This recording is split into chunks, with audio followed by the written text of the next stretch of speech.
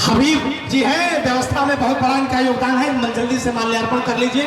ये मोतीचंद जायसवाल है, देखे ये जनसंघ के जमाने से भारतीय जनता पार्टी के कार्यकर्ता रहे। माननीय मंत्री जी, स्वागत का कार्यक्रम अब मैं यहीं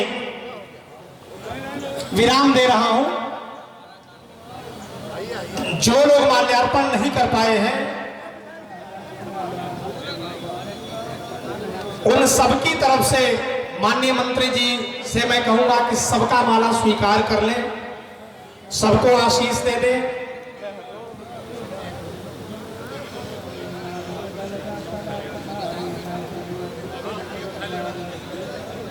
समाजवादी पार्टी के दिग्गज नेता माननीय विधायक घोसी श्री सुधाकर सिंह जी और माननीय मंत्री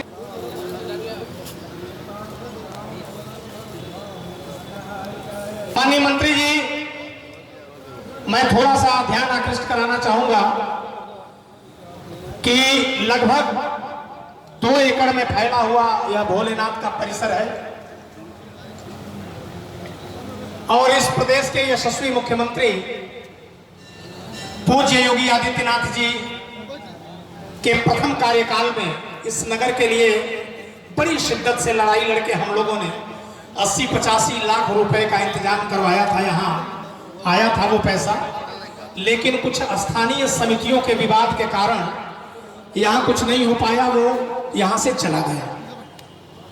माननीय मंत्री जी के आने के बाद आप तो कहते हैं कि मेरे पास काम बहुत है, केवल आप लोग आकर के मुझको ध्यान दिलाओ, और उतना ही धन लगभग आपने यहाँ बगल में उस ऐतिहासिक कुंड पोखरे के लिए आपने दिया और आज उसका भूमि पूजन करने के लिए आप आए।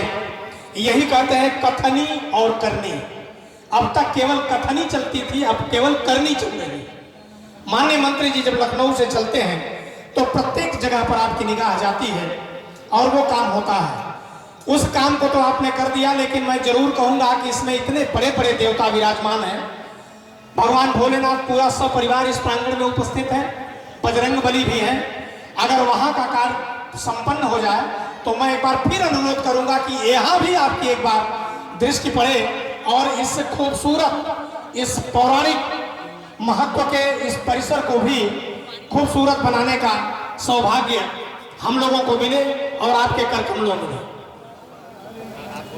चेयरमैन साहब कोपागंज के लगातार लगे रहते हैं और हम लोगों से भी कहते हैं कि माननीय मंत्री जी से कहिए कि कोपागंज हम लोगों का प्यारा नगर है, इसके लिए ज्यादा कुछ करें।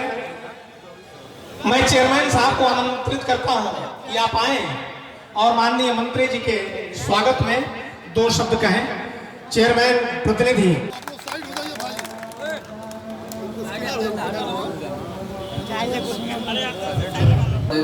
सरकार के कैबिनेट मंत्री ऊर्जा एवं नगर विकास विभाग करते हैं।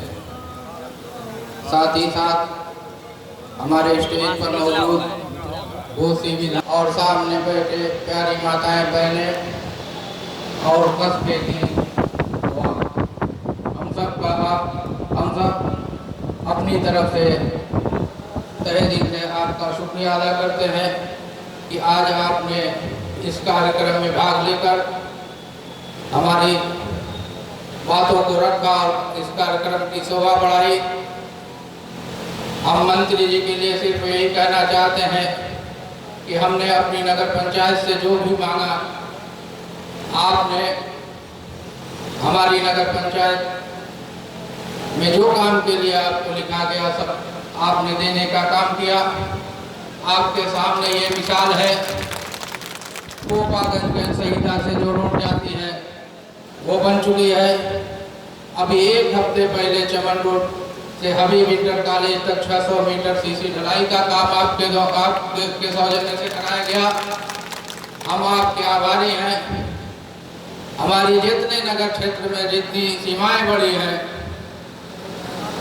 सरकार द्वारा आपसे हमें लिखने पढ़ने कहने के द्वारा आपने काफ़ी पैसा इस नगर को दिया है, जिसका जितना भी शुक्रिया हम अदा करें कम है।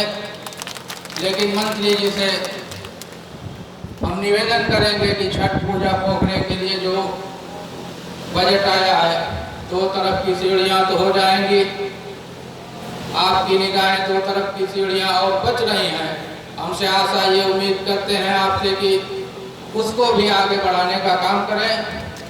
और कस्बे का जो मेन रोड है वो काफ़ी जर्जर हालत में है।